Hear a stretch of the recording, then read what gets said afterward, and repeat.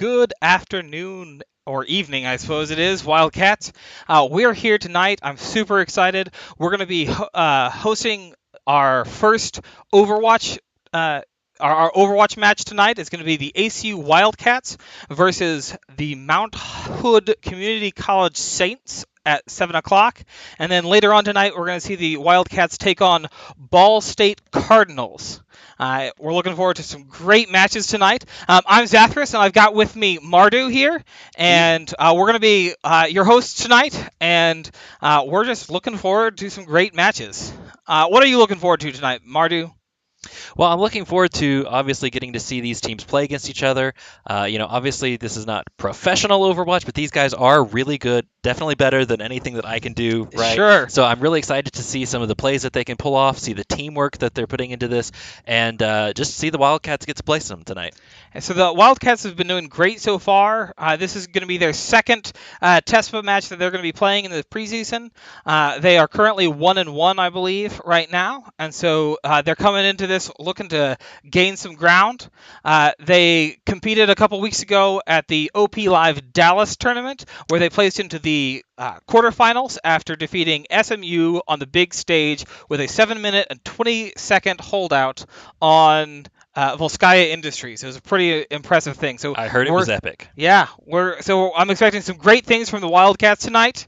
Let's take a moment to talk about our players. Absolutely. First on the list, we've got Bobby Stewart, or Mr. Bob Sparks. So Mr. Bob Sparks is someone who we're going to really keep an eye on tonight. He is one of the leading folks on the team. He's actually their team captain. He's one of their DPS members, specializes in heroes like Genji and Hanzo and Tracer. So we expect to see some of that tonight. You want to talk a little bit about Finch of Light? Sure. So Finch of Light is Jacob Hansen. He is a support role, and he typically plays Mercy, Zenyatta, and Anna. He is a sophomore psychology major, and like I said, all these guys are really good. Let me go real quick. You're talking about Bob Sparks. He said he does Hanzo. Does he also do Widow? So he does some Widow. Both he and Seeds. Seeds is the other DPS that we're going to see tonight.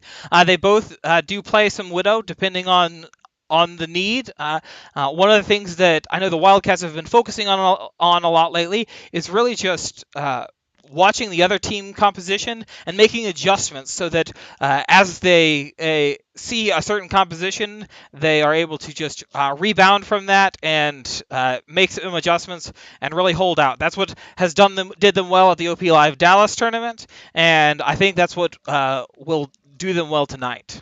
Fantastic. All right, who is next on the roster? So, as I mentioned, Seeds. Seeds is our DPS. It's Ryan Shaw. He is a junior psychology major. And he tends to play, Widow's on his roster, as well as Reaper. We've seen a lot of Reaper from Seeds, and I expect that to be something that we see a lot of tonight. He also can play some Junkrat and some other DPS for the team. Junkrat is my favorite character. Yeah.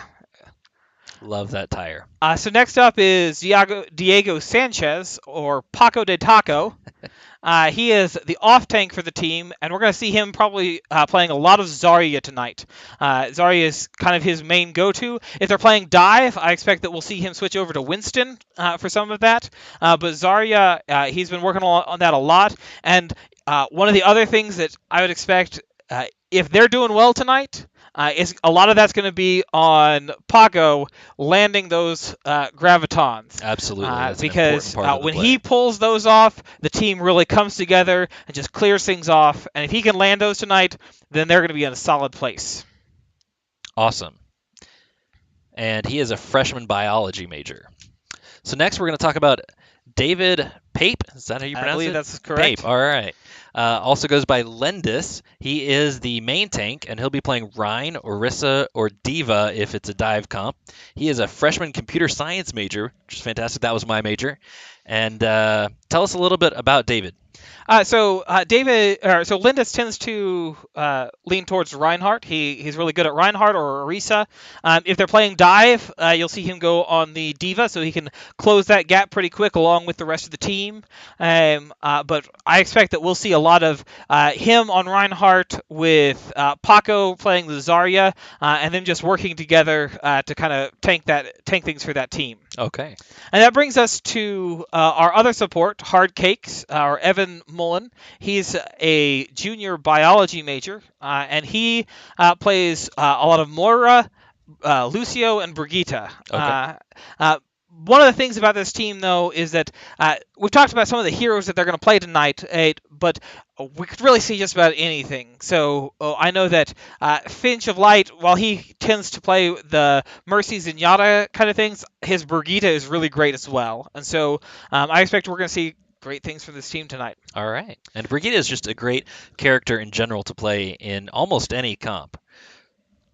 Yeah, so one of the things that we need to watch out for tonight, and that I'm sure ACU will be watching out for, one of the biggest things that they've talked about as one of the things that they need to work on is their counter to a composition called GOATs. So if you're not familiar, what GOATs is basically a 3-tank, 3-support setup, where you'll have like a Zarya, a Reinhardt, and then a Diva, and it combined with the Moira, Brigitte, and a Lucio usually. It can vary from time to time and map to map, but the point of it is that you have a lot of healing, and the tanks really serve as the DPS while having a large health pool and being supported by those 3 supports. Yeah. Brigitte herself, I mean, she can just rip through some folks. So a good Brigitte player can really hold that Ghost comp together. So I'll be interested to see if some of the opposing teams, either Mount Hood or Ball State, run Goats tonight, and how ACU responds to that. All right. So our first maps tonight, just to give you an idea of what we're going to see, our first map tonight is going to be Ilios. So that's a control map. Can you talk a little bit about what a control map? So for some of our viewers, they may not have played so much Overwatch. What does a control map look like? So the control map is going to be a central point, kind of like King of the Hill, where the players are going to converge on that point, and they have to take the point over a certain amount of time to have control. And as they have control of that point, they're going to build up this timer that's going to give them the advantage of the points. And so you're going to probably see a lot of trading back and forth on who owns the point at that specific point in time. And the first person to 100% wins, essentially. All right. And so control is actually a best out of 3. So each control map has 3 different maps that they're going to play on. In Ilios, those maps are the Lighthouse, the Well, and the Ruins. Right. So if we see the Well, I'm going to expect to see that we're going to see some Lucio play, Absolutely. some Orisa play, some Roadhog, some Pharah, and all of these characters have one thing in common, and that's the boops. They are able to push people away from their current position, and on the Well, that is so important because the control point has a giant hole of death at the middle of the point that they're going to have to play around in order to hold that point. And so you'll see Orisa trying to pull people in. You'll see Brigitte or Lucio pushing people in, as well as Roadhog pulling people across and dropping them in the pit. And so really good teams make really good use of that environmental effect in the middle. Absolutely. So assuming we have a Hog playing this, who are we going to see on ACU's team? Which Wildcat is going to be playing the Hog most likely? So I'm not sure they're going to run Hog. Okay. I would guess that we're going to probably see a Zarya and Orisa combo there. So Zarya doesn't necessarily have the same pull as Roadhog, but her ultimate, I mean, that is a pull, and it's a mega pull, so she can really pull the whole team in, and Orisa provides a good barrier right at that choke point to kind of just keep things rolling there. Okay, great. What map comes up next? So after Ilios tonight, we're going to see Hanamura. It's going to be our second match of the evening, and that is an assault map. So let's talk a little bit about what that means to be an assault map. Right. So Assault is in some ways kind of similar to Control, except that you're going to have multiple points, and the timer to get up is a lot less. You really have 3 kind of ticks that you achieve as you're playing on these control points. And the control point, or the point, I guess, is again, it's going to be if it's contested, you're not going to gain any of that time. But as long as your team is the only one on the point, you're going to gain those ticks. And as soon as you get 3 ticks, you win that point, and you move on to the next one. And Hanamura is going to have 2 of those. Great. I think that our players are ready, Okay. and we're just about to get into the game. So we'll talk a little bit more about the other maps, but our first map tonight is going to be Ilya. So let's take a look at it. All right. Okay, so it looks like our first map tonight is going to be Lighthouse. And so one of the things you're going to notice here as we're watching tonight is it looks like we're actually observing both teams at the moment, which is a little different than what we kind of expected. We expected to just be able to watch one team. So we're going to switch over and make sure that our production team only looks at our team. F1. There we go. That looks a little bit better. Actually, right now we're looking at the other team, and so give us just a second as we figure out, get our production team going. F6, F6. F7 through 12. There we go. There's Mr. Bob Sparks. So it looks like Bob is running Tracer on this map, and he's going straight for that Mercy there. All right, so they're trying to take this point right here in the middle. So Lighthouse has a control point that's kind of on the middle edge of the map. We're going to see Paco, who's really built up that charge really well at the moment, and they're able to clear things off, and ACU takes the first point. It's a really great position to be in to take that first point. So ACU is now going to work on setting up a defense so that they can just hold on to this point and make sure that the other team doesn't get a chance to take that back from them. All the while, you can see that they're building up a percentage. We're currently up at a 21%, and as they attempt to hold this point. Yep, and it's going to be really important for ACU to try and hold the choke points because you don't really want to be fighting on the point if you can avoid it. But the Mount Hood kind of looks like they came around the side here and got in there, and they're doing a pretty good job. They've already taken out 4 of our players. So it looks like they are probably going to take this point back. And so you got Mr. Bob Sparks just kind of stalling as much as he can, just to kind of build up that percentage as much as he can, and then ACU is going to have to regroup and come at this again to pick that point back up. And we didn't get to see it really well, but I just saw Lendis, the Reinhardt, flying through the air, which means he just got booped off, probably by that Brigitte or the Hardcakes. Oh, it was probably the Brigitte on the other team. So Mr. Bob Sparks comes in here along with the rest of his team, just trying to clear some folks off. They're going for that Mercy, just trying to pick her off. Once you kind of get those supports down, you'll see that the team just kind of crumbles around that.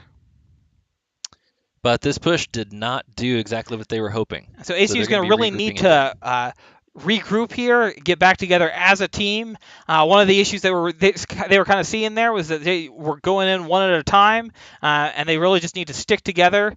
So here they're going to come in, probably go in through that left side. So they get hit by a Graviton Surge from the other team. Seeds is going to move forward and start building things up. I expect to see his ultimate come up, but Seeds falls right as he's about to get onto the point where he could have kind of cleared some folks off. Yep, but they had already lost Hardcakes at that point, so maybe they're trying to play this safe, just build up their ults, get them to a point where they can maybe get a couple of kills and then take that point back. Yeah, so ACU's really built up a lot of ultimate options here. So there's the Graviton Surge from Paco de Taco. Let's see if they can clear some of these off. There's Noodles Falls as well as Saltbread and Hentai. And so this is going to be ACU just trying to clear people off and picking that point up back up. So ACU will grab that point. They're building it back up. Mount Hood is sitting at a 73% on that point. And so we're going to see ACU build back up and try to hold this and keep Mount Hood from taking it back.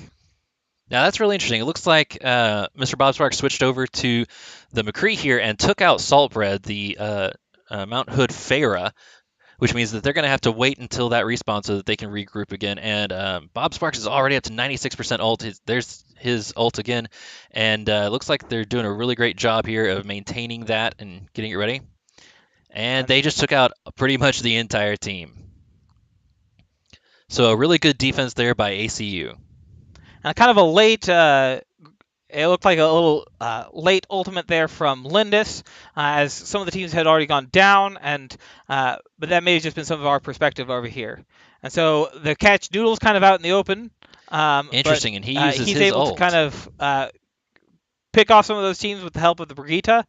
But that's But the none of objective them were on. secured. But none of them were on the point, and so ACU is going to go up 1 point to 0 on this first map against Mount Hood.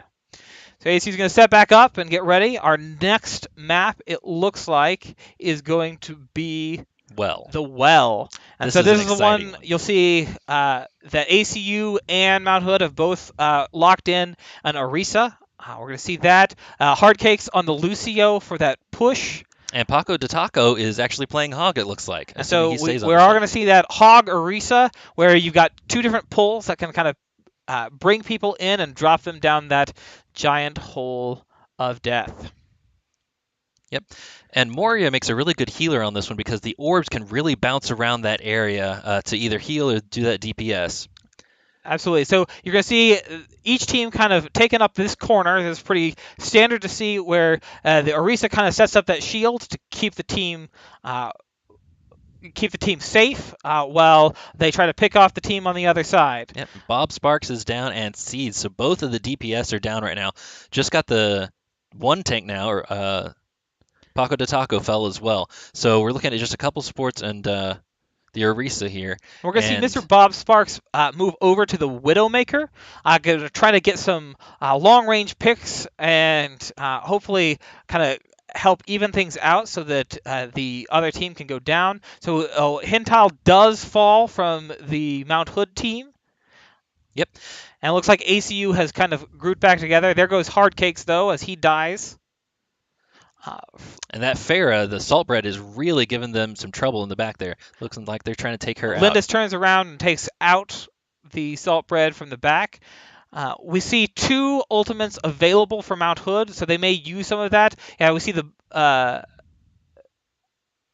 With Lindis falling, that's going to be rough because now they don't have that shield to help protect them. correct, while the other team does, and so they're going to have a really hard time kind of stabilizing on this point. You see Mr. Boggs Sparks there was just trying to get a line of sight to kill some folks. And Hard Cakes was unfortunately pulled into that well and could not get out, even though he's Lucio, which usually has a lot of mobility there. But since they were fighting on this point the whole time, it was always contested, so it's only up to 12% right now. So they've got a pretty good chance here of taking this back and making some progress. So we've got Hintal on Saltbread as well as a support ult from the Mercy on the other team. We see Finch of Light goes ahead and pops his ultimate, which heals his team and pushes them off. And so the point is going to flip over to ACU's favor as they just kind of clean things up. Yep. That was a really good take back there. And so they only needed to use one ultimate for that push, so they're going to still have that Hog. It looks like they used Hard Cake's ult as well, though. Both support ults, I think, just got used right there. Okay, so we've got both support ults that were used, but we have both tank ults. So that's Lindis has got the bongos, which make everybody else do some more damage, and then we've got Paco de Taco's push, but we'll see if it looks like he's kind of caught out all on his own and having trouble stabilizing. That was kind of impressive, though. He got down to 5 health and somehow got around the corner to live and is getting healed back up now. And he's got his ult ready. I think his strategy here is going to be to kind of go around behind them and hopefully catch them off guard and use his ult to push them into the well. Yeah, kind of a cheeky play there, getting them sneaking up from behind. Roadhog is not known as a particularly sneaky character. We'll see how they pull this off. All right, here he goes around the back. We'll see if he can get it going. He goes ahead and uses that ultimate. He's going to go ahead and push them back. But that is countered by Noodles, who goes ahead and uses his ultimate at the same time, which leaves Paco de Taco kind of out by himself where he's going to get taken down. And it looks like Hardcake also died in that. And now Mr. Bob Sparks is out. So it looks like Mount Hood is going to take this point back. So you're going to see ACU kind of stall this for just a second, trying to hold as much percentage as they can. But with Mount Hood at 32%, they've still got some time, several good pushes to get back on there and retake that point. Yep. And now it's really important that they have the time. They can regroup and really go in as a team instead of kind of straggling in one at a time, as you often see a lot of players do. But these guys are professionals. They're really a good team, really trying to work together here. So they're going to go in all at the same time. Looks like they popped a couple of ults there. But So Hardcakes Finch of is Light is going to down. go ahead and pop his Coalescence there, taking out the Ivarushiks on the Mount Hood side of things. But it looks like they brought him back. Their Mercy was able to bring him back. Hardcakes is going to come back in, try to heal things up. Hental just went down as well. With this, AC really needs to just kind of back off and regroup. Yep. You don't want to go in one at a time because then you're just feeding the ults for the other team to let them build up that ult percentage and really have an advantage over you. So AC is going to group up right here around the corner and try to move in together. I would not be surprised to see some bongos here, maybe even followed by a Reaper ultimate. and it looks like If Reaper Saltbread. stays alive for long enough to pull it off, looks like Seeds is having some trouble finding his position there, and he's going to go ahead and ultimate in the back line. All right. That's 2 team members down for Mount Hood. Saltbread as well as Out of Control. Noodles falls as well as Ivashuruks. Hentel as well. And so they're just going to be cleaning this up and taking that point back for ACU. Now, Mount Hood did get up to 99%, which means we were in overtime there when they were able to grab that point back. So we'll see. It's likely that Mount Hood is not going to have enough time to get back. And so that's why you see ACU really kind of pushing forward. They're trying to block them from getting to that point, because if they're not on the point to contest it, then they're going to be able to take it away from them and win this round, which there you go. Exactly so what happened. ACU takes map number 1, bringing ACU up 1-0.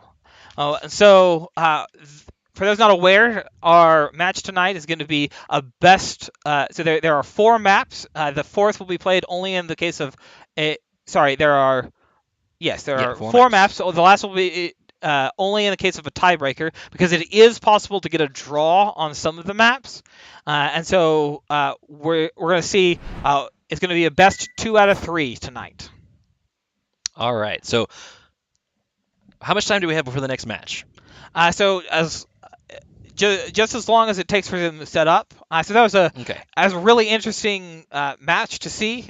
We saw ACU. That's not the first time I've seen them do so well on Ilios. They really are able to set up there on the point and show them where it's at. It was probably good for ACU that we didn't see Ruins as one of those first 2 maps. ACU tends to do better on the Lighthouse as well as the Well. So they were just able to take them down, and that was a pretty solid defeat. Absolutely. They really seem to work pretty well together as a team. One time it seems like they kind of pushed in a little bit too early without waiting for the rest of the team, but aside from that, they really did well to stay together, to group up, and to time those ult appropriately. So what are we looking at next for the next map? So our next map is going to be Hanamura, which is going to be an assault map that we were kind of talking about before we went into that last match. So each team is going to have a turn to push forward and try to take 2 different points. Once they take the first point, they move on to the second point, and they keep going until they run out of time. And so there's when they finish a map, anytime they have left, it goes in their time bank, and they can try again to get more points. Right. And so if one team takes 2 points and the other team doesn't take either of those points in their time, then they win. All right. And so let's go ahead and go to a brief break while the team gets ready for the next match. And I'm hearing that they are ready to go. So there will be no break, and we're going to go right here straight into Hanamura.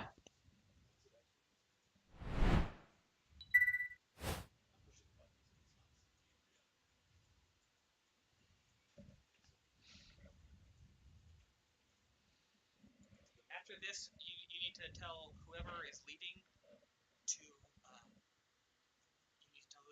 set you to spectate right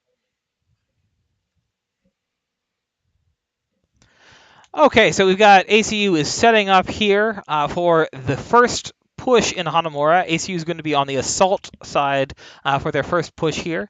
While they have some chances to change, it looks like we're going to see a Lucio and Mercy support combination with the Reinhardt and Zarya combination that we were kind of talking about earlier. Hmm. Seas is going to be on the Junkrat, which is really great on this map because he's got some good long range that can do high damage if he's able to get those grenades in the right spot.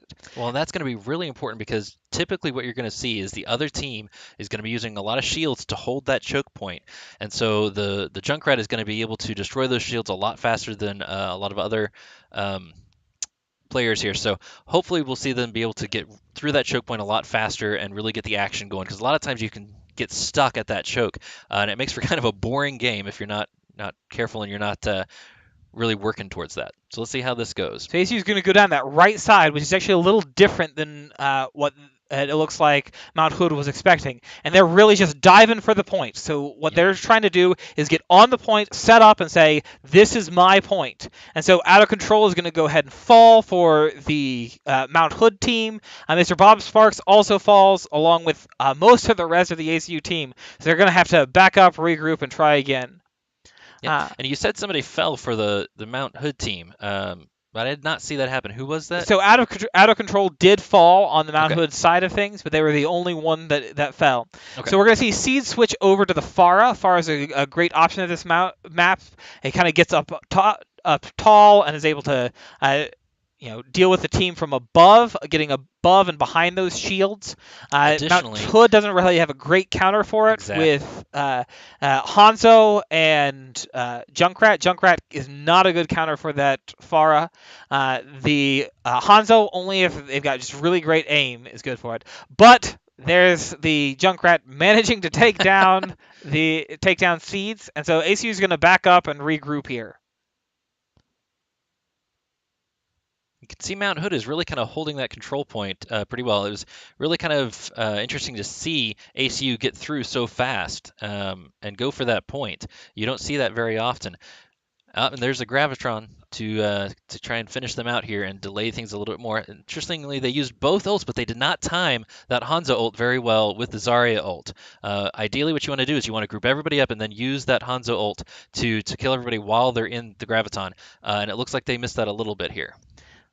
So we got about 2 minutes left for ACU to regroup and go for this point. And so we've seen Mr. Bob Sparks switch off of the Mei and onto the Genji. He's going to try to kind of get in and harass as best he can. I expect to see some ultimates used in this push to try and break through. First, they're probably waiting to get through that shield, but Mr. Bob Sparks is going to fall.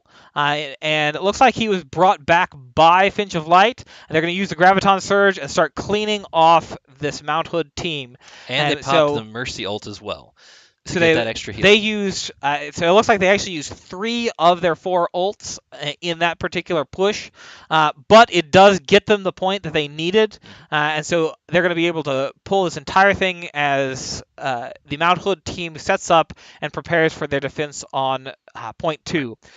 And these assault maps, you'll notice the time was at about a minute there when they took control of that point, and they get additional time as they come into this second point. And that's how this works. Yeah, so when they take that first point, they're going to get 4 minutes back on the clock, but they only get that time bonus once. So if they take this point and they manage to push through, then any time that they have, that's all they have. So on their second push, that's going to be it. Okay, and ACU had a pretty good push there, getting rid of the McCree right as they came in the door.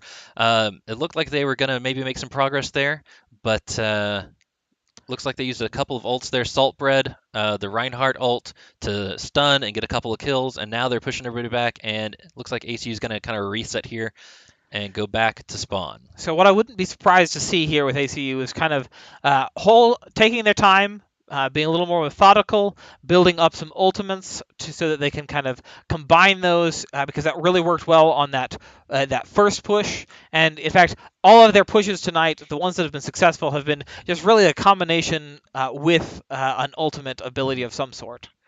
And because of the graviton here, that works really well with Pharah's ult. It also works really well with Genji's ult because if they're grouped together, he can do a lot of damage to a lot of them at one point.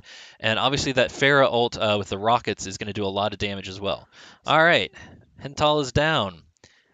And ACU is making a little bit of progress, but they've got four people already dead. So that was not a successful push there. But we do see an ultimate from Mr. Bob Sparks as well as Hard Cakes. So we'll see that Coalescence from Moira probably on the next push, maybe coupled with a Dragon Blade from Mr. Bob Sparks. And Mercy should have her ult as well. Finch of Light there, the support character. In fact, wouldn't be surprised to see Paco go ahead and Graviton Surge to combine with that Dragon Blade, get everyone nice and grouped up so that Genji can just kind of go to town. So ACU is taking kind of a different route, moving up. And there's the Graviton Surge. They're going to kind of swing away at it. And that takes down Ivashurux, Saltbread, and Out of Control. Noodles is also falls. Hintal is down. And ACU is capturing this point. So they're going to start staggering onto the point. But as one team is on the point, the other teams' spawn times start slowing down, so we should see fairly quickly here ACU capture the final tick of this point, and we'll move on to a defense from ACU. It looks like Noodles switched over to the Tracer to try and just stay on the point and get a little bit more time there to try and delay things and then hopefully get Mount Hood's team a little bit more time to get on that point and to respawn. Looks like they're doing a little bit of work here. Yeah, ACU is just swinging away. Lindis is just there's nothing defensive about this Reinhardt right now. He is just swinging at anything that is moving on that point. So you'll see that stagger from the other team. To try and clear it out. We got a Pharah ult above them. But Mount Hood is doing a surprisingly good job of just staying on this point. Yeah, and what they're doing here, even though they know that they're probably not going to get there, they're holding that time. So ACU now probably has a good minute less in the time bank for their next push. Yep. That was a pretty good push, though. The ideal situation for ACU here is for ACU to go ahead and just hold. Absolutely. If they can hold either the first point or the second point, then they will take this map. Looks like ACU has a minute and 48 left in their time bank if it goes to the next round. Correct. So who are we likely to see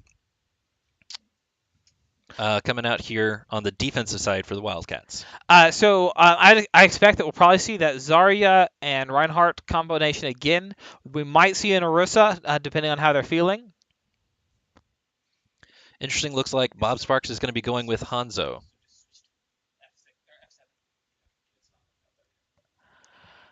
All right, so we've got Mr. Bob Sparks on the Hanzo, Lindis on the Reinhardt, Hard Cakes on the Moira, Paco on the Zarya, Finch of Light on the Mercy, and Seas is going to be playing the Mei. That's an interesting choice. Mei can be really helpful here to hold people at that choke point because her wall is really effective there. But it's not usually something you see on this map. In fact, you don't see as much Mei in competitive play. But if there is a map to do it, this is one of them, where there's a single door, and would you know it? Mei's ice wall fits just perfectly in that choke point. It's kind of like they planned that. And so what I expect them to do here is Seeds is going to be putting up that wall, and it's not about holding them off, but rather splitting them up. So they'll let one, maybe two of the other team in, put up that wall, block them off, just like that. So exactly. We've got the team is separated. They can take down Saltbread right here by himself, and now it's a 6-on-5 fight that they're going to be doing here on the point. Now, Mount Hood is putting up a great first push here. Lindis does fall, so that's one tank down for their team. Hardcakes is just trying to keep everyone up. We see Out of Control fall, as well as Hintal on the point. But Finch of Light is gone, so all we have right here is the Moira, and she... So ACU's support is now completely down.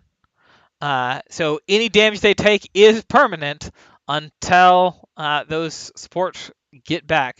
So it So looks like Mount Hood is going to take point one in pretty quick fashion, and ACU is going to set up to defend here on point yeah. B.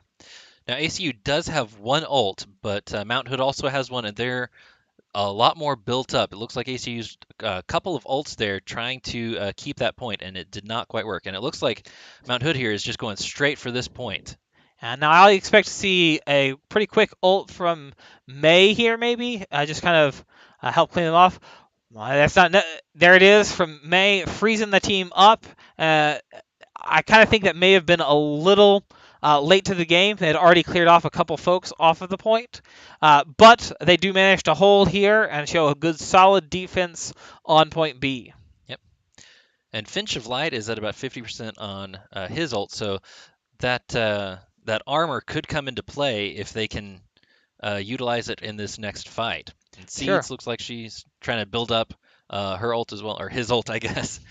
We don't have any female players on the team yet, do we? We don't. Okay. Now, I will say, so, ACU's esports program is still a little small, or it's a little young at least. We've got a lot of folks, but so we're not really known for a lot. But if ACU's team is known for anything, it's long holes on a point B defense. Yep. That So said, we're gonna we've see got Noodles two go down. down on from Mount Hood. We get a Diva ultimate coming out, which is going to get none of the players. And it looks like that May is kind of being helpful here to stop the tanks from really being able to do a whole lot. Sure. And was that The May getting another ult off? All right, on this second push. sound barrier came out from Noodles, stabilizing them on the point for just a little bit. But as it went down, yeah, Noodles falls, Saltbread falls, of Ivarushix. I'm not going to be able to pronounce that name all night long. He falls, and so we're going to see them back off, and ACU just kind of hold on here again at point B. And Hardcakes has the Moria ult, Yeah, so which is that going to be helpful. coalescence will be really useful on this next push. Um, Ivarushix has his Graviton Surge available for him, so we might see that come into play at this next fight. But we're going to freeze out and take out their Diva before the fight even really gets started. So we're going to have to see Mount Hood back off just a little bit, otherwise it's just going to be a 5-6 match on the point. Yeah, and you never want that. You ideally want to go the other way, right? You want to try and get that first pick and then be able to rush in and really clean up the rest of the players. It is a lot harder to do the 5v6. It is obviously possible. But anytime that you have one of your players die, you're going to want to reset and back out there and try again. So we've seen Hentals has switched over to the Farah on Mount Hood's side, as they are going to push up through this. Noodles does fall pretty rapidly. Shurux, Wheatbread, the entire team. We get a giant team kill as So Lindis kind of spazzes out. it looks like Lindis used his ult there because And that was well placed. And it was very well placed. And it was really good conservative play where they got the hammer down, and they only used one of their three available ults. So we're going to see that support ult still available, as well as the other support ult from Hardcakes. On Mount Hood's side, though, they did not use any ults in that fight. Now they only came with one ult available, but they did not use any because they fell a little quick. But that means that they have three available now, so we're going to have to see how this plays out. And we see May does have the ult available. Wheatbread goes down, it looked like. No, Bob Sparks went down. Bob Sparks went down, sorry. Wheatbread took down Bob Sparks. Out of Control goes down. Hental. Saltbread, and now Noodles, and now it's just cleanup. So ACU doing a great job holding here Yep. on point B. So ACU, the Hardcakes used the Coalescence there to help get through that fight, but again, using only one ult, whereas Mount Hood used all three in that fight. Well, and you see Lindis here building up that ultimate charge so quickly. Almost every other fight, he has that available to stun the team. And Mount Hood is really playing into that, kind of moving in all as this big group that all get stunned really rapidly. And so Linda's doing a great job of waiting to make sure that he lands that at an opportune time. And I say there was only one there. It actually looks like Seeds. Seeds is only at 34%, and she's built that up a lot. So it looks like Seeds really used the May ult there. So Bob Sparks coming in from behind here. It looked Trying to like he get was that trying to get Moria. a cheeky ultimate off in the middle of them, but he's really just chasing down Wheatbread here, who was kind of just off by himself. And there we're going to see the ultimate on the point, taking down Hintao and going down by himself, but really bringing the Mount Hood offense into a situation where they're just outnumbered. But they did get quite a few kills there.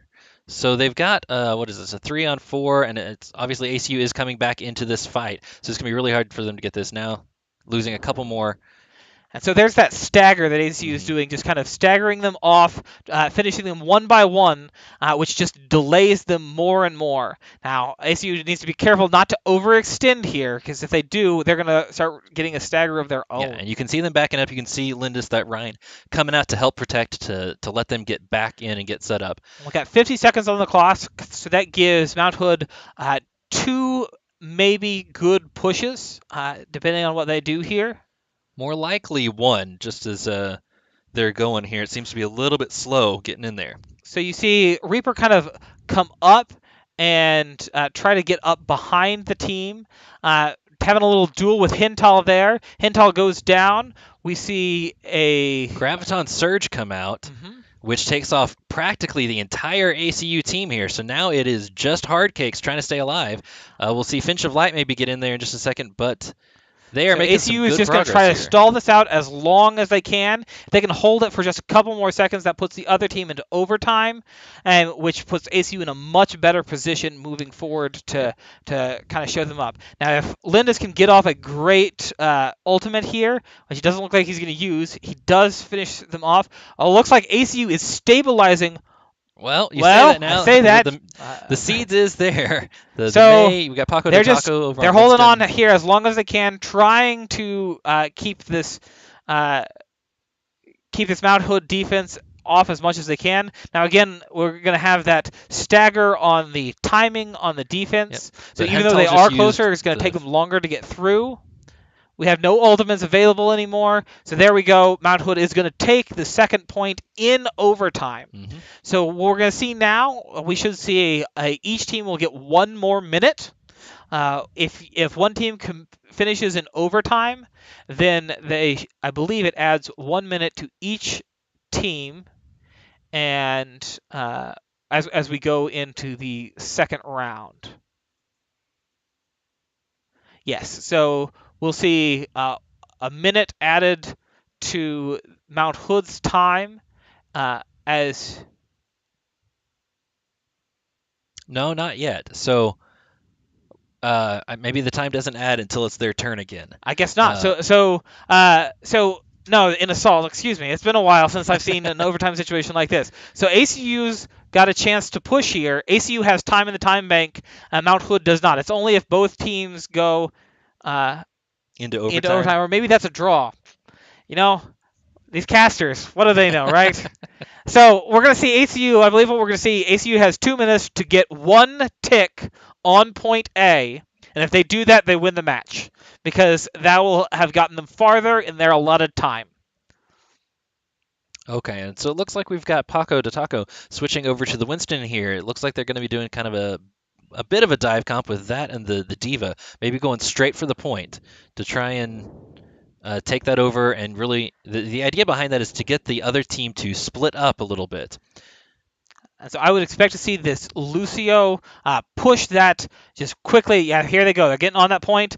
Hintal kind of backed into a corner. Hintal goes down. Shurix goes down. ACU's making good time Out here. of control, They also only down. have to get that first tick. And so Mount Hood is just trying hard to hold on here.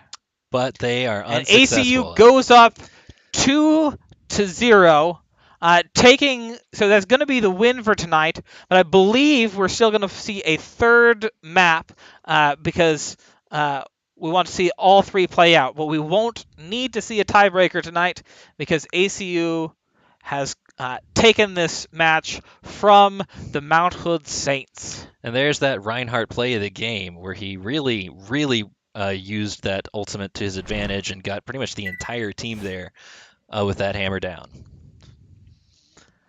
So that was a pretty good match. That was we saw exciting. both I'm teams excited for this. doing a good hold on that second point Mhm. and just making good use of their ultimates. But ACU just held out longer. Like I said, if ACU's known for anything, is great point B defenses. Yeah, I do have to give it to Mountain Hood though. They really did well at the end there to take over that second point. It didn't look like that was going to happen, but they somehow managed to pull that off. So that was really good plays by them.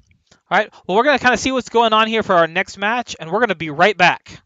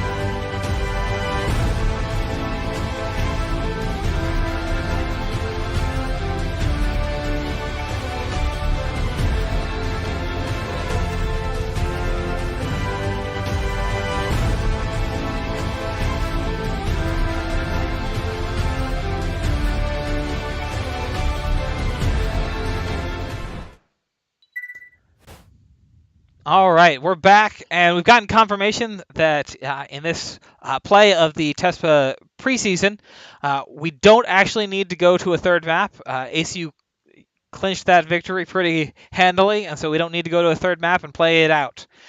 So we're going to talk a little bit about our next match, which I think we're going to play a little early tonight. They're contacting the other team to see if they can get on a little early and get things rolling for that. And that next match is going to be against the Ball State Cardinals. Right. This is going to be a really interesting match. So what maps are we going to be playing tonight? So our first map against Ball State is going to be Horizon Lunar Colony. So it's the space map. It is an assault map, so it'll be a similar play to Hanamura, just a different setup. So you will see them come into Winston's play yard and then move out to the kind of rover zone, I guess is what that is. And Following Horizon Lunar Colony, we're okay. going to move on to Oasis, which is going to be a control map at Oasis. The third match, if we get there, hopefully we do. Uh, Actually, hopefully ACU wins twice in a row again. But as a caster, I always want to see a third map. Absolutely. And especially this map, Blizzard World, that is a fun one to watch. If you've ever done any Blizzard games, obviously you're into Blizzard lore, and there's just so much in there that's fun to look You've got a at. StarCraft world, you've got a Diablo world, you've got a World of Warcraft world. That's pretty great. In fact, my daughter, she plays Overwatch with me, and we really enjoy it. But she regularly, every time we play Blizzard World, she wants to know if it's a real place and if we can go there. And I said, if One it was a day. real place, we'd book our tickets tomorrow. Yeah. So Blizzard World is a payload map, which, if we get there, would be our first payload map of the evening, where they have to, in Blizzard World, they first have to capture a point. So actually, technically, Blizzard World is a hybrid Hybrid. map because they'll have to capture the payload first and then push the payload into its conclusion. All right.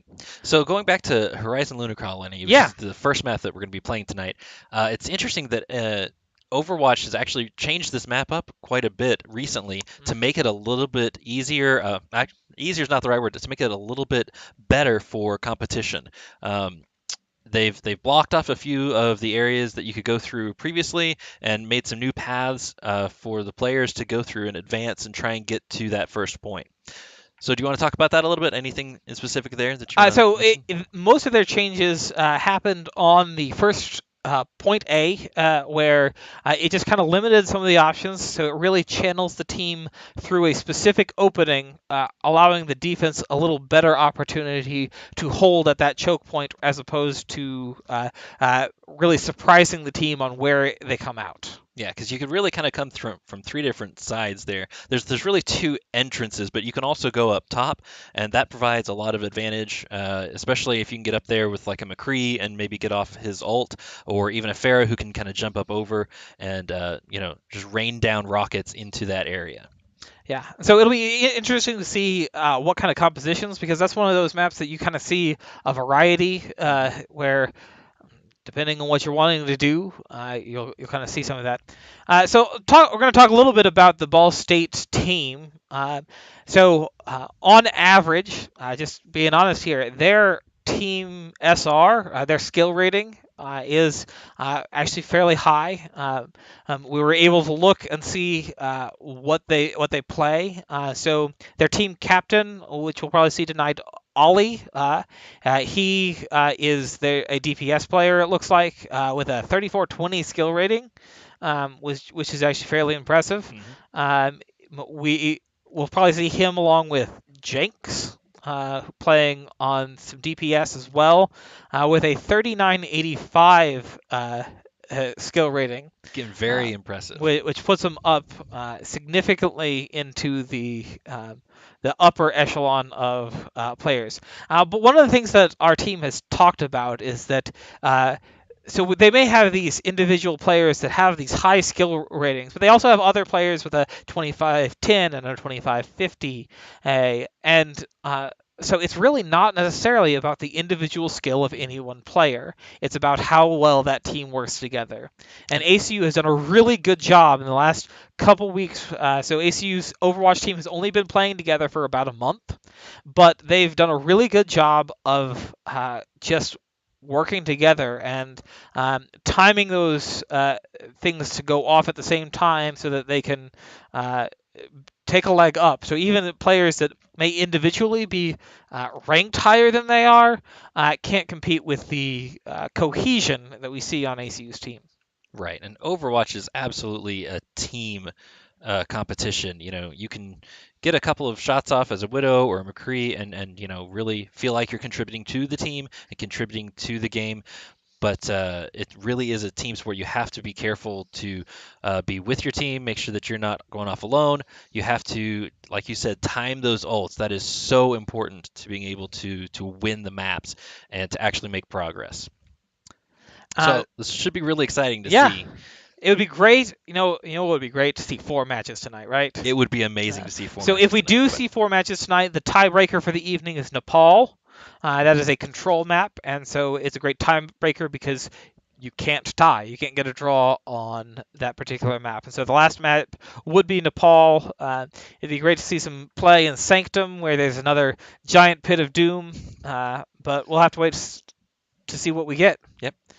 So we're gonna go ahead and take another quick break while we figure out when we're gonna be playing that next match. But absolutely stay online, and we'll be back as soon as we can with our next match against the Ball State Cardinals. All right.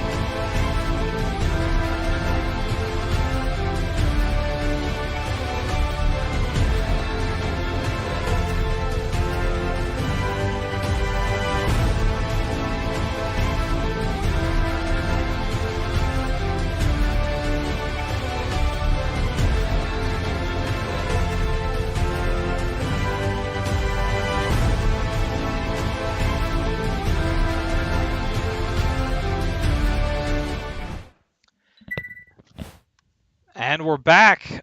So they are in the lobby getting set up. So we're about to kick off our next match against the Ball State Cardinals. All right. It's gonna Now, be a let's great talk about night these of players Overwatch. real quick. So you mentioned Ollie and Jinx. What are the other players that we're going to be seeing tonight? And again, I don't know these players. I've never Right. seen them play. Just a little bit of research on the team. We'll probably see some tank play from Hallgoat. Hall Goat. Hallgoat. These guys have some very interesting names. I'm excited to see them Well, play. that's what you get with Overwatch players, right? Hallgoat has a lot of playtime on Winston and Reinhardt. So I expect we'll see some of that from him. I'm not sure Pillow is on their team, and again with these He names, right? sounds soft. Yeah, he's a little soft. So he's got a lot of playtime on Moira and Winston, but again, I don't know what we're gonna see tonight. It looks like they do have some flex folks, where folks that play tank or support or DPS, depending on the need. But we'll kind of see what they do tonight.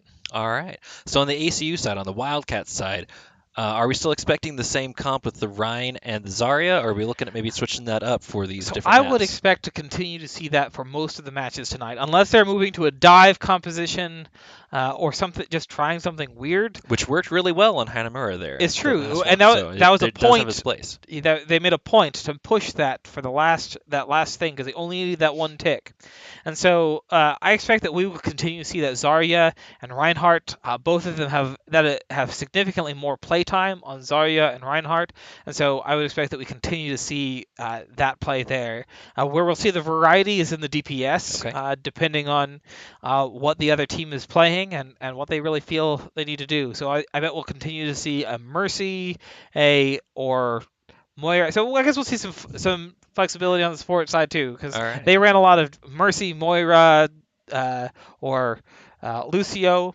or whatever. But it looks like we're heading into the game, so let's take a look and see what happens. Uh, all right, That is a beautiful view of the Earth. check out the South America from the view of the moon, Winston's backyard, so to say. Are We you got sure? ahead of I thought about. that was Africa. Is that South America?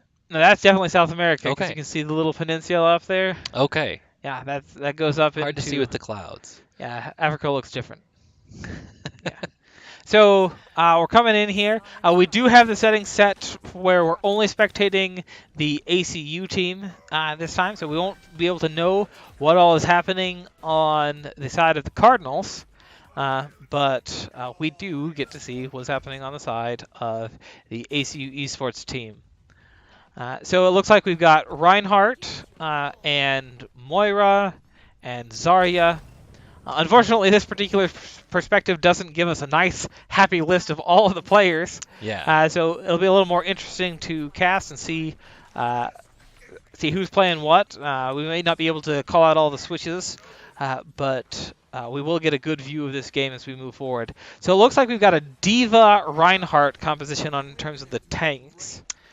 Yep, and with that, actually, we've got the Zarya as well here.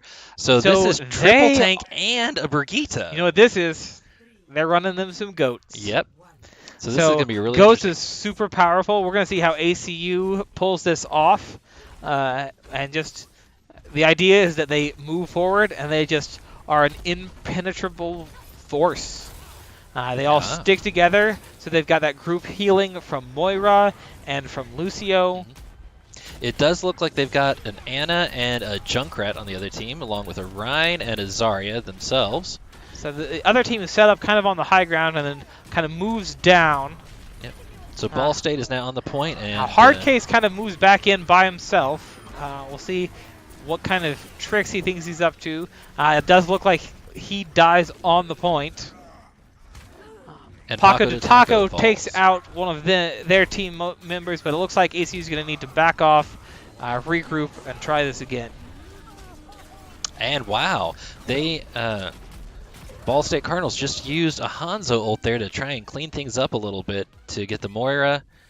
And who else was in there? The Diva as well, it looks like. So interesting to see them use all of those ults there just to try and get the cleanup going. So ACU is kind of grouping back up, getting all together, making sure they've got their ducks in a row, everyone's sorted, and before they move on out. And Looks they're like they're moving gonna go out down the left into side. lots and lots of fire, but moving around quickly to just get on this point and just try to hold it. We've got the Coalescence coming out. Ollie does take out the Winston. So it looks like Paco switched over to Winston. Finch of Light in here in the back, keeping his team up and trying to put in a little damage himself. Graviton Surge comes in from the Cardinals, and they manage to clean up most of that point. Yeah. So Bob Sparks here on the Diva is by himself, but takes a little bit of stuff, not enough to get a full tick on that point. And And it looks like he once just again used that ult as well, which is a really interesting play. I don't know if they're going to maybe switch off of the Diva here, or if he's going to come back as Diva but not have that ult available. So that ult, if he doesn't switch off, a lot of times you'll see the ult come out like that at the end, right as you're about to die. That gives Diva the ability to get the mech back immediately. Unfortunately, he died before that was available to him. And it looks like he did switch off and has gone over to Hanzo, and Hanzo has killed the Moira. So we've got of the the ult Cardinals. available from our Reinhardt. Finch of Light is about to have Coalescence available. He And goes ahead and pops it. uses it right away to stabilize the team, along with the sound barrier from Lucio. And ACU cleans up this point and starts capturing point A. And there are no Cardinals left to contest, so they So are gonna ACU will probably group up. stabilize here on point A and start moving towards point B. And here they go. And you can see that they switched away from the Zarya, actually, and to the Winston, which is an interesting move to see, because it's not a full dive comp, but you do have that Winston who can dive and go straight for the squishy ones, so the support, or potentially maybe go right after the Hanzo so the DPS doesn't have as much power here. Sure. So we still see Seeds is holding on to that Brigitte, along with Moira and Lucio. And so they're able to just move in quickly onto this point. They do See, jump in, and you who can falls see going first? straight after the support characters here. So Paco Tataka goes ahead and uses his Primal Rage to get some movement here on the point. He's going to be tossing Ollie around all over the place. Going after the Ana here, played by Us Miller, it looks like. But it looks like they didn't. Well, they did indeed get one tick on that point, but they are going to have to back out and regroup. So ACU has pushed 33% here, and where they're going to hold, and they needed to get just another 66% to capture this point B. And they got plenty of time in the time clock, so they're just grouping back together, taking their time, making sure that they get on there together and are able to clean up just like they did that last point A. And it looks like Sublimations is playing the Junkrat and just used his ult to get hard kicks on that Lucio there. So we'll see if he's got another one available. Reinhardt's kind of just run into each other there for a second. We've got the Coalescence coming out again. Seized. That is the second tick. And So the looks like second they're tick is gonna coming, bring and the Reinhardt they're down. just holding here on the point. So now it's a matter of staggering the other team so that they can hold on here. Though a couple of their team members are dead. You got Finch of Light just trying to hold out here on the point with Mr. Bob Sparks, as well as Seeds, where they just, and this is just the beauty of the GOAT's composition, where throw whatever damage you want into them, and they can heal back through it or just take it through the sheer health of those tanks. And so we've got a just real slobber knocker of a fight here happening on the point. We see Lindis loses his ultimate as he gets stunned right as he starts casting it. But they're cleaning up this point the best that they can. He's just got a small tick left. We see that Hanzo ult just comes friendly ultimate coming out from the Hanzo. A pin onto Lindis, which he just pushes right back and takes him back out himself. We only have just barely a little bit left. But Lindis does fall on the point. Mr. Bob Sparks is trying to... we've got a Hanzo battle duel here happening. We'll see who wins this, Ollie or Bob Sparks. Oh, All Bob right, Sparks Bob takes him Sparks, good job down. there. And we got Lightbringer falls. So it's just this, Hall goat on. yeah. So All there right, we there we go. go. ACU taking point B on Horizon. So now they're going to switch up. ACU is going to have to defend and hold them off from taking both of those points. ACU's got 1:46 left in their time bank, and so we'll see how they do. Looks like we get to stare at the Earth for another 30 seconds or so while these teams set up. One of the beauties of only being able to watch one of the teams is you get to stare at whatever they tell you. At least it's not terrible. We could be staring at the vacuum on the floor. Yes. Those things are hard to kill. Have you ever tried to shoot them? Yeah, so my nephew, he loves Horizon Lunar Colony. It's his favorite map to play, only because he just loves killing the little vacuums on the floor. He thinks it's the best thing in the world when he blows up the Roombas, futuristic Roombas. All right, so we've got ACU moving out to set up defense. We've got Reinhardt, Brigitte, Hanzo. Moria Azaria. So it looks like they're doing basically the same composition that they attacked with. I guess it worked all right when they finally got there. It's kind of a goats-like composition where they've got those three support characters with Brigitte, Moira, and Mercy. So Mercy isn't quite as common in the GOATS composition because she's more single target. Right. But on defense, she can be very beneficial because you can get that res if you lose only one player, and that really helps you to maintain that point. Because if you only lose one and you can get them back up, then that can really turn the tide of battle. Or if you lose one and then push off, that person doesn't have to run back, and that's really important and too. so one of the things you just saw there, Mr. Bob Sparks ran forward to the door where the other team was set up, ready to go, so they knew exactly what they were going to see when they ran in here. So the Cardinals are going to move around just like ACU did, trying to get around in from that side. ACU is going to come in and try to hold them off. They get Lightbringer off by himself, but he kind of runs away. Lindis is swinging away on the point, but does fall. Paco is trying to hold things himself here with his tank friend down. Looks like he's all alone, and he goes down with the rest of his team. So that's going to be a quick point A from the Ball State Cardinals. That was a really impressive push by them. They went extremely fast, went right for the point. And that move by Ryan, being able to pin, I think it was the Moira, really made a difference there because that reduced the healing quite a bit. We'll see how they hold on point B here. And his response there was really good, where he kind of hid off in the corner so that he didn't fall out by himself. So Ball State comes in once again. Finch of Light trying to get off that res, but just has to run away. But we see the Coalescence coming out from Ball State.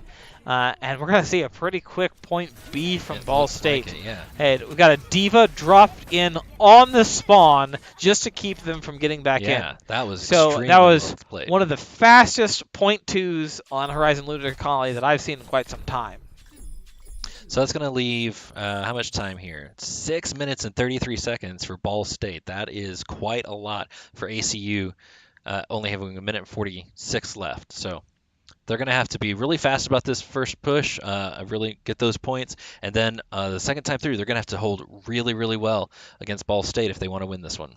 That's right. That's 6 minutes and 33 seconds versus the 1 minute and 46 seconds of ACU. So it's really gonna come down to their defense. So they can push as fast as they want, but it's going to be their defense that we're going to run into as we hit that. So are we going to see them switch up their players, their choices on who they play? I don't know. Well, it'll be interesting to see if they decide to take a different tactic. We are seeing Ball State just holding on pretty tight here. So because ACU has the lowest time, they're going to go ahead and get to attack first. So whoever has the least amount of time in the time bank goes to attack when they switch rounds. So ACU is going to try to push forward. Hopefully they can get as quick of points as Ball State. But as we've talked about before tonight, they get no more time. Even after they take that first point, there is not an additional, large additional time to put in their time bank. I think they do get like 30 seconds, which just allows them to. Oh, that was a very fast animation there. That was Mr. really Bob Sparks good. gets caught out by himself with the Brigitte, and she just doesn't let him do anything. She was trying to. Bob Sparks was trying to sneak around there on the tracer, and get on the point, try and get a kill, and that just did not happen there. So ACU is just kind of all over the place here. While you see Ball is just kind of grouped together, playing together as a team, and ACU is, while they're moving in mostly together, you see a lot of them being caught out just by themselves here. And so they're really going to need to back off, stop this push, regroup, and try again. Looks like it's going to be kind of a bit of a reset, though. Yeah. And they're trying to escape now, the healers are. Well, you see Ball State is staggering the ACU team, just getting one kill at a time here or there, just to make it so they never get a really good chance. So ACU's got 34 seconds left on the clock, and so they're not going to have much time to move through here. We see a preemptive Lucio ultimate there to just kind of boost up the health of the team, but Ollie once again takes out that Tracer.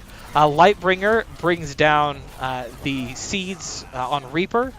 Looks and like ACU once again falls much... one right after another. We see kind of a stall out for time here on the point, but I don't think we're going to see any ACU people on the point when we get down to 0 seconds. No. With Bob Sparks having to back out there right at the end. So ACU's best hope now is for a draw, but that would require ACU to hold point A, full hold, not yet allow a single tick on point A for 6 minutes and 33 seconds. It wouldn't be their longest hold, but it's going to be rough.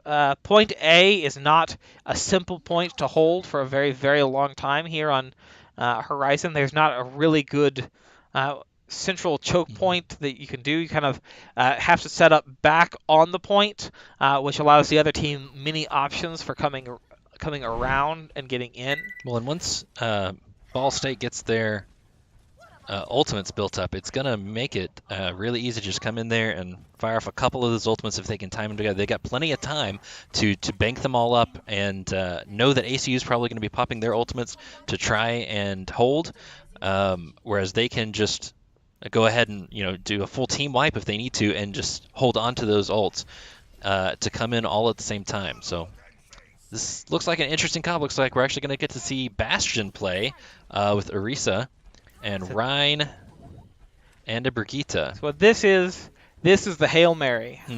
ACU is pulling out the Hail Mary with Bastion here on the point. I bet that it takes Ball State by surprise right on that first push, but we'll see how quickly they adapt. So Bastion can pretty quickly eat through this shield. You see Lightbringer fall pretty quick there. Seeds is going to be on the Junkrat, just pumping grenades into the other team. And look how they're protecting the Bastion. Bob Sparks, it's really key that they keep him alive so that he can do a lot of the damage. And, obviously, if he goes down, you're going to have a hard time recovering from that. Exactly. So they're trying to just make sure that they have the positioning of the Bastion just right. They don't want to be necessarily in the same place every time. They're moving around, just trying to figure out where the team's coming in. But even if the team moves around behind, I would expect to see Bob Sparks still maintain that high ground, just because he can just plow through folks on the point. So they're pushing up here on the high ground, moving around the backside here. That makes it harder for the Bastion to really get some good hits. And you can see that Ryan just went up top there, and he... the Bastion does fall, yes. So Lightbringer takes down the Bastion. But we do see a pretty decent hold here on the point. And Seeds was able to take down their Lucio, which means there's not a whole lot of healing left here. And they're just cleaning it up. So hopefully Bastion will be able to come back if he's not switching to something else. We'll see here in a second. But that was a really good hold by ACU, especially after losing the Bastion, which is the majority of the damage there.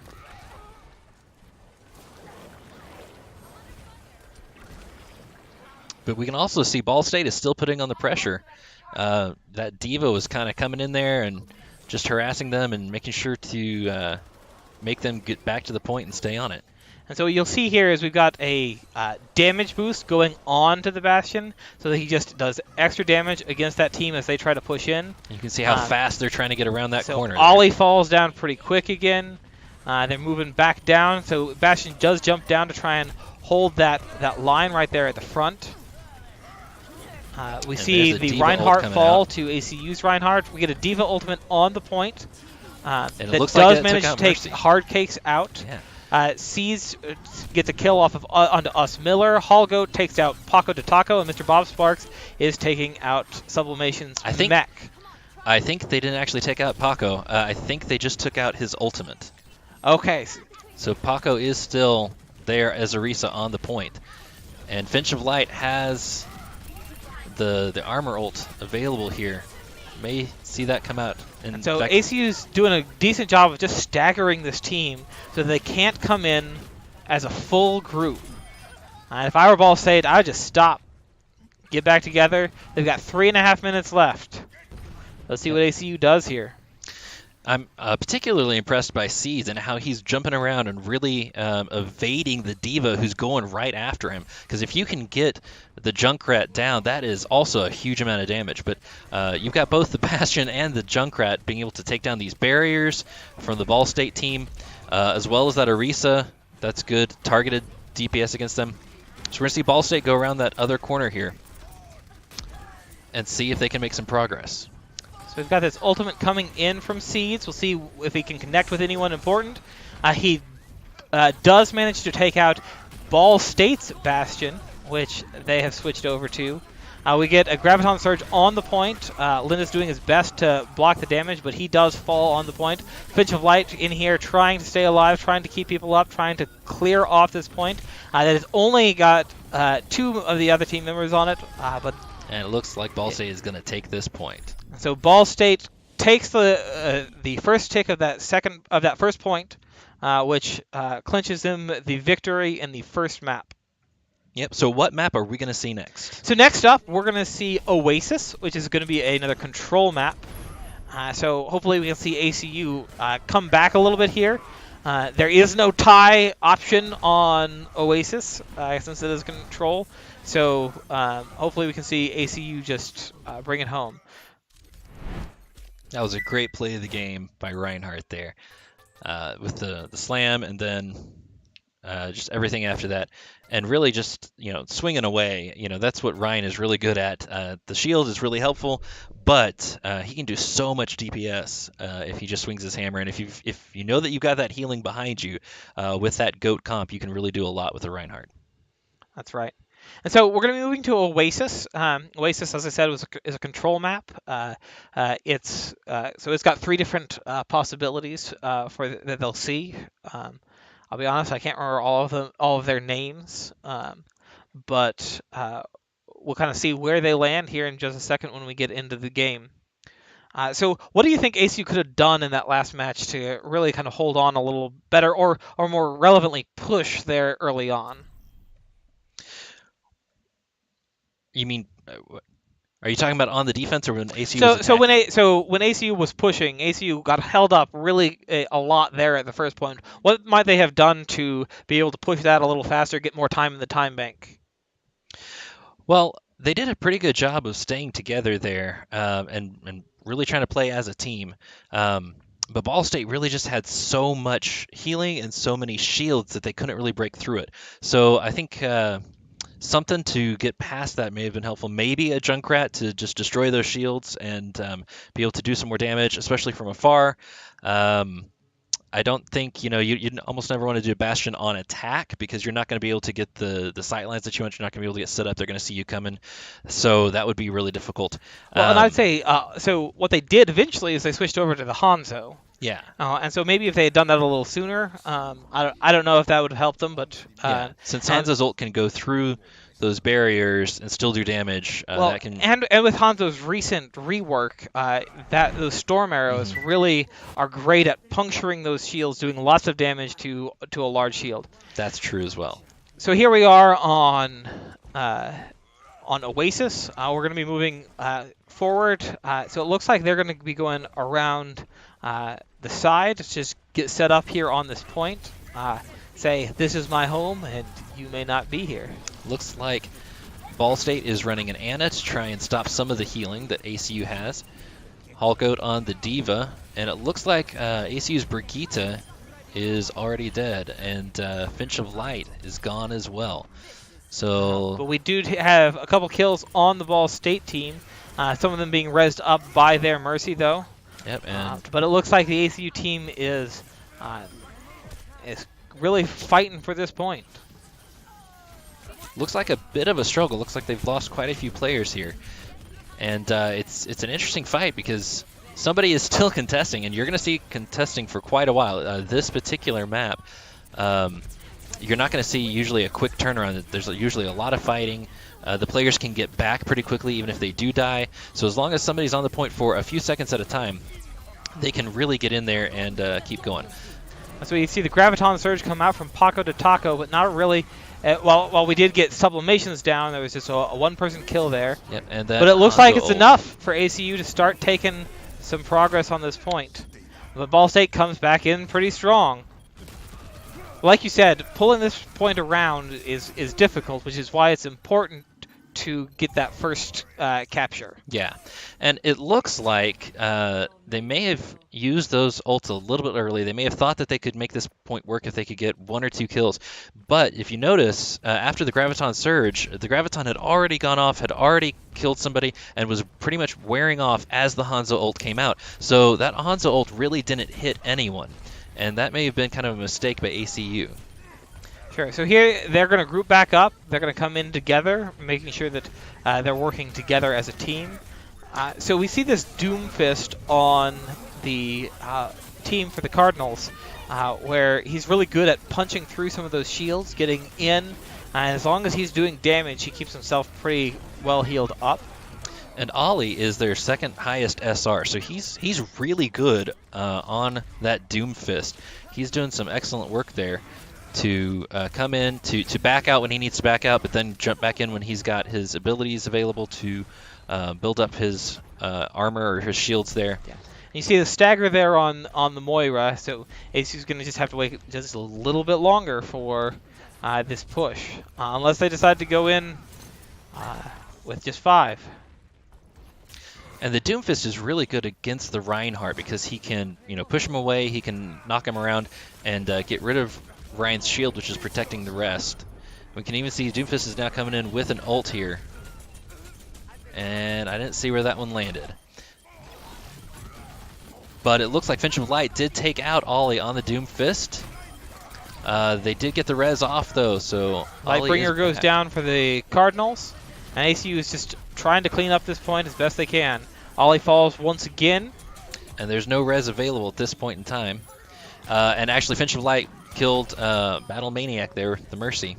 So ACU is going to go ahead and set up here on the point, but the Cardinals are sitting at 98%. 98%, that's going to So be tough to the hold. Cardinals just need a good push and a good hold to take this first match. Well, and honestly, if they get that first push, getting the 2% is not going to be very difficult, and I don't think ACU is going to have enough time to get back. So ACU really has to be able to hold this point and stop the Cardinals from really even taking it at all, or I think they're gonna be in trouble. So I've seen several great sleeps from the Ana on the Cardinals team, where the Reinhardt was just swinging away there and just decided to take a little nap there on the point. And that was really good because, well, I thought he was boosted actually, but I guess not. I guess that was the Winston. It's kind of hard to see everything that's going on in this mode, in this spectating mode. But that was a really good hold by ACU. They were able to clean that up. They're up to 51% now, so if they can hold this again, they should be up into the 80 to 90% range and make it a really close map here and have a good contest, a good chance of winning. can see the Moria is kind of backing out just a little bit. Make sure that he stays alive. We're really seeing Ball State, though, try and stay together here. And that's going to be a big pin on Lindis. But it does put Lightbringer in a bad position, and that gets them the kill. So we've got the Mercy ult coming out from the Cardinals, kind of coming to bring Lightbringer back to life. And gets it off. And he gets it off. Seeds falls on the point, along with several other of the ACU team. And so it looks like the Cardinals are stabilizing here. They're going to take this point, so ACU has almost no time to get back. You can see they've got the Tracer there on the point, just trying to go into overtime and hold it for a little bit. You can see Moria is going to just touch the point, but they saw her coming. Ollie takes her out, and so I think this match is pretty much over for ACU. Seeds there at 20 life, just trying to stay alive. Looks like they get, yep. And so there it is. You even see that cheeky stun there at the end to just right before they get to the point, keep them from extending that overtime wick. Yep.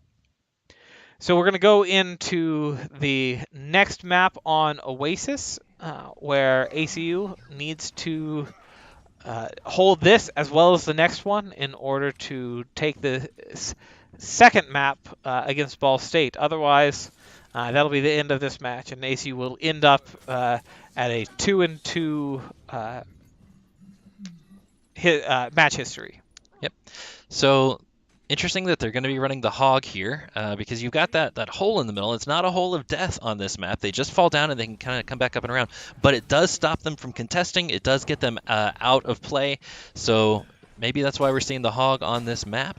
Well, and even if it doesn't get them necessarily dead, it makes the other team not have the...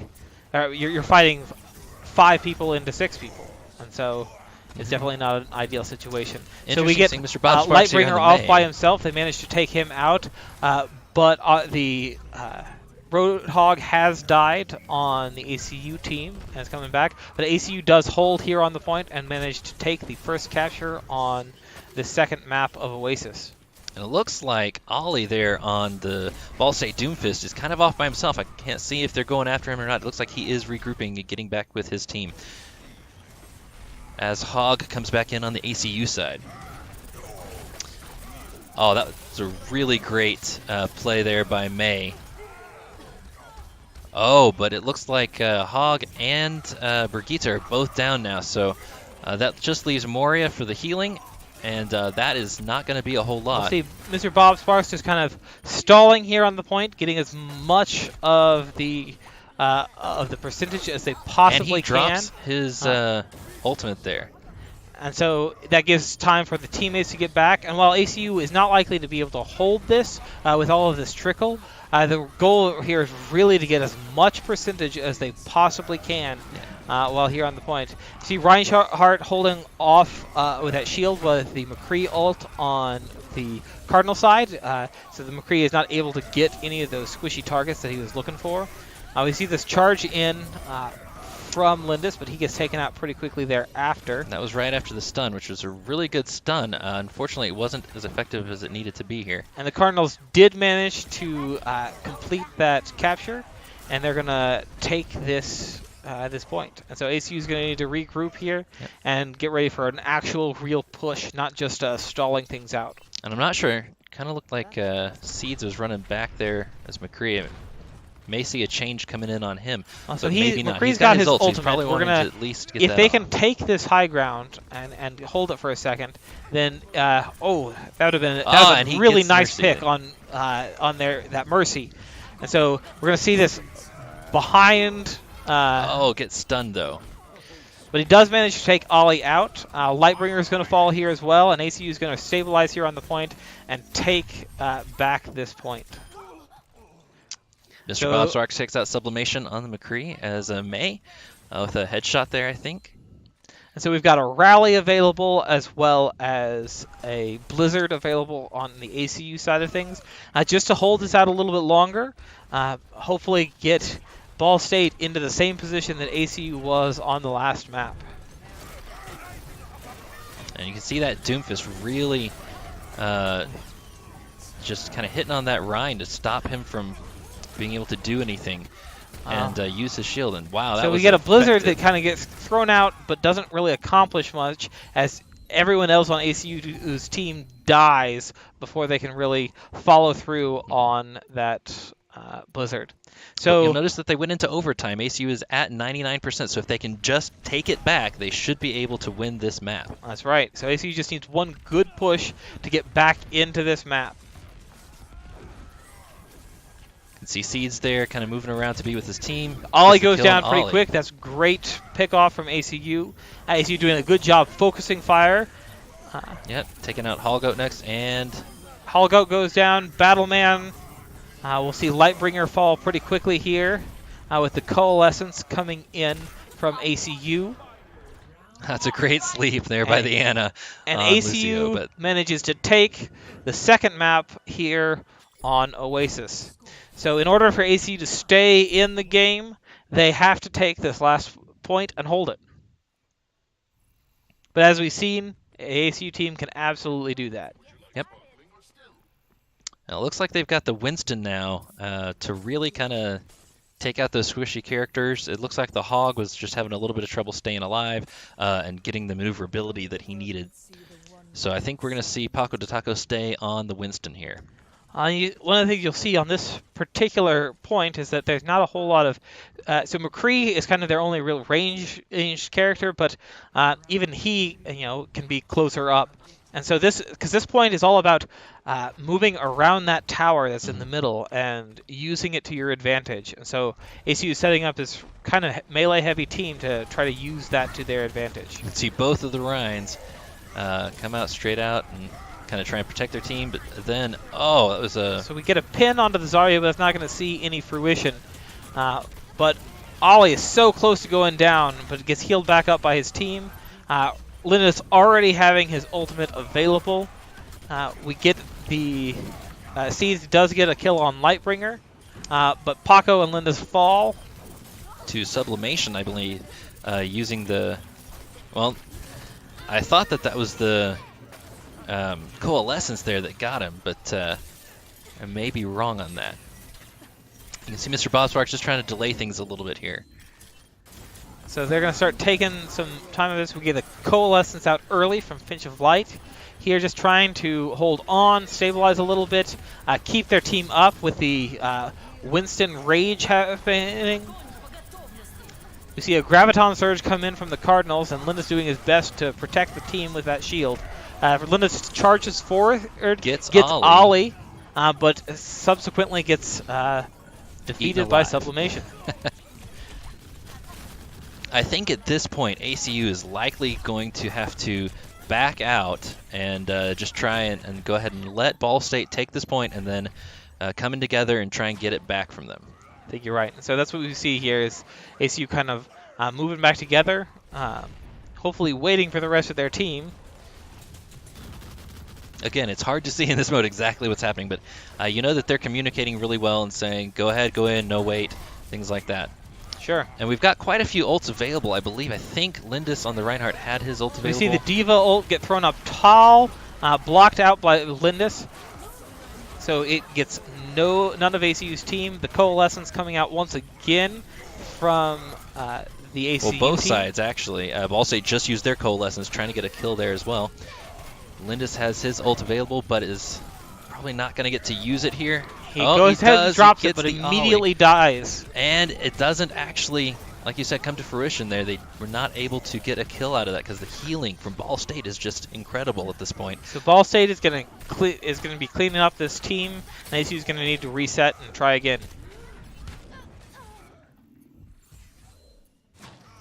All right, so here they come back. You can see him just kind of holding off a little bit. Lindis moving forward, trying to block some of that damage, but still waiting on the rest of their team. It looks like they don't have any healers nearby at the moment. So Seeds has moved forward and is ready to kind of come in around back and just try to mow in from behind while the team and flank while the team moves in from their side. But it looks like they're not having it, and so they toss out that Diva ultimate, but which gets Junkrat. Manages to get the ACU Junkrat. Hard to see who's playing Junkrat at the moment. Mr. That Bob was Mr. Sparks. Bob Sparks. Okay. So we get, once again, the Coalescence coming in from ACU's team, countered by the Coalescence from Us Miller. I think it's US Miller. It's one of the two. One of the two. It's got to be one of the two, right? Absolutely. And they're already at 96%, 97%. So ACU is going to have to not only contest, but they're going to have to contest long enough to be able to win this, and it doesn't look like that is going to happen. So it looks like Ball State is going to take this victory.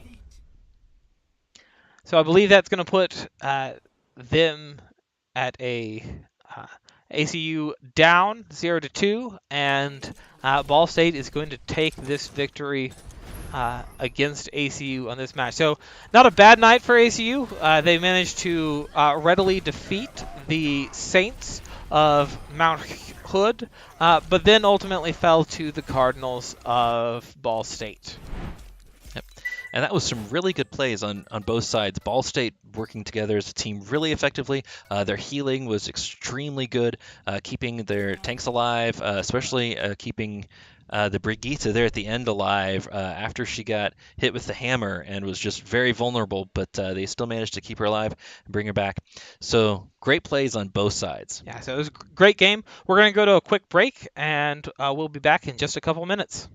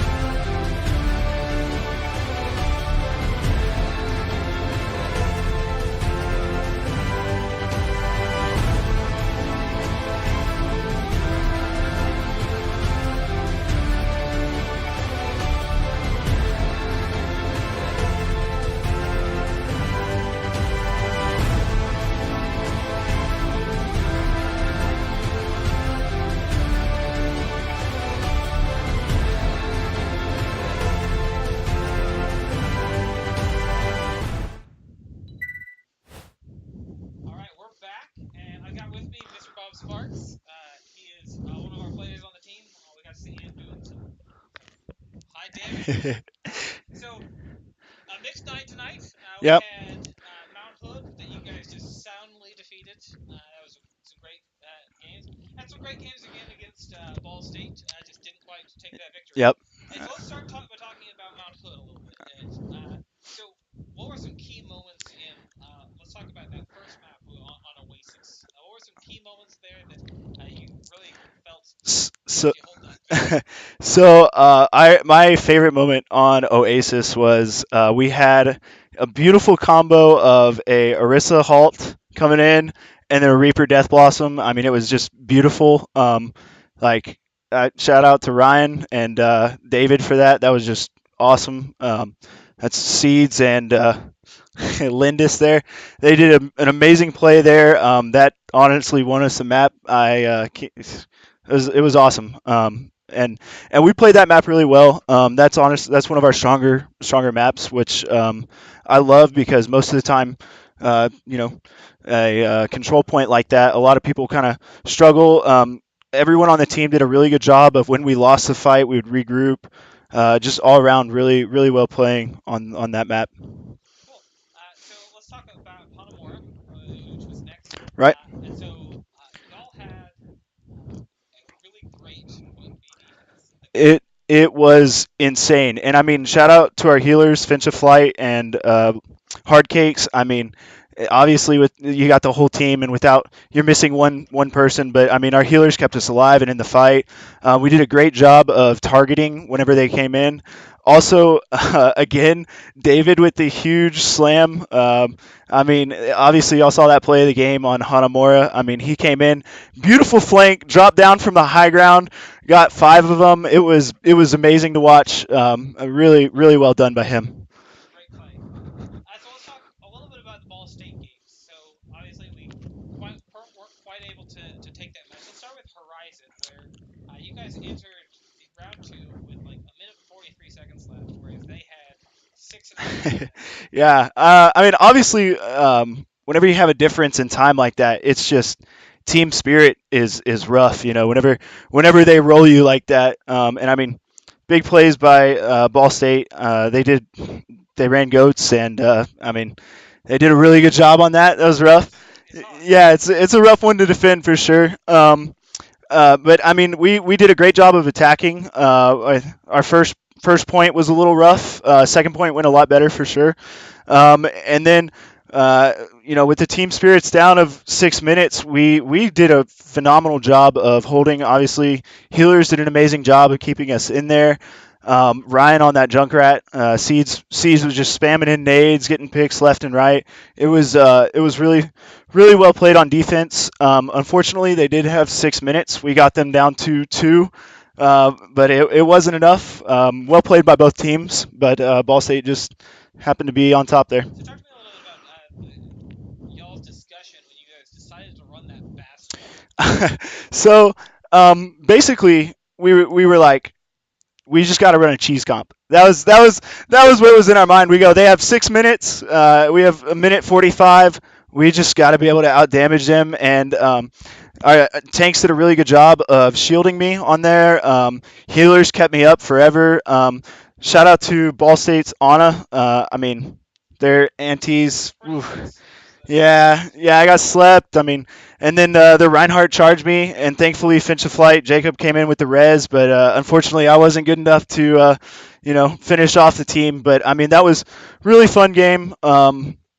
We played really well against that hold there, bringing them down to 2 minutes, and I'm just excited. Horizon Lunar is also one of our weaker maps. It's just a hard map to hold. It's very rough, and that first point is just so hard. But we did a phenomenal job of holding him down to 2 minutes. Yeah. So on Oasis, y'all went to map three, so hmm it was a really close match. Tell me a little what was going on there. So, I mean, Ball State, they ran the Doomfist and we're just all over our back line. And then we were going into a mindset of that Doomfist is on us, and you call out targets to focus them, right? And the problem is you call out a target, but if someone else is being attacked, they're not going to focus that target. So it's they Ball State did a really good job of um, making us not be able to play as a team, which I can't wait to replay them and see what we can do. Seeds Ryan did a really good job on the McCree. I mean, taking out he had some really good shots on the Farah. I mean, it was a well fought map for sure. Obviously, Ball State's Reinhardt was got play of the game on both. I mean, he was popping off to say the least. So yeah, but So talk to me a little bit across the board about how y'all communicate, and do you have a shot caller? Do you have who makes the decision on what you're targeting and that kind of thing? absolutely. So first of all, it's a team effort. Whenever you focus targets, you can't have just one person yelling it. If I mean, everyone yells the same name. That's really how you get on the target. If you were to listen to the comms, it's basically just kind of a bunch of nonsense.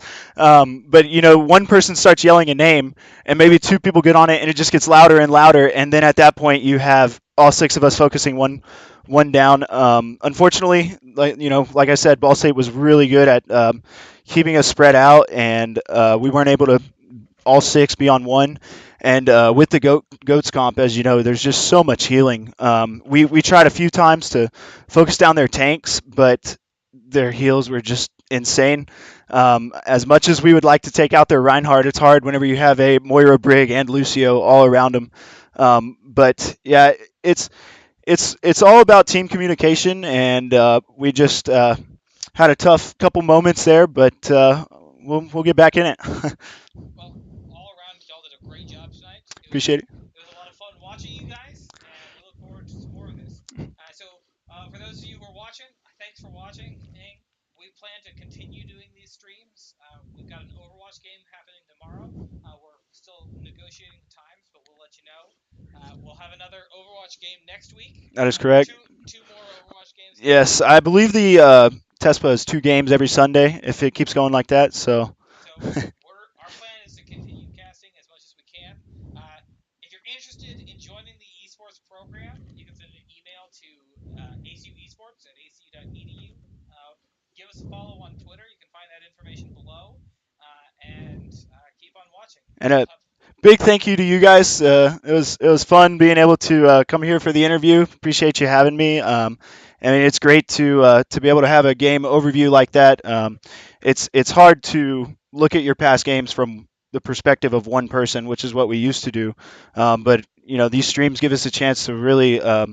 We were improving as a team, but now we'll improve 2 times fold. So I appreciate it very much. I want to give a big thank you to Mardu for helping us cast tonight, as well as Clueless, who was running our sound tonight. And thanks to you guys, and thanks to all of our viewers, and we'll catch you next time.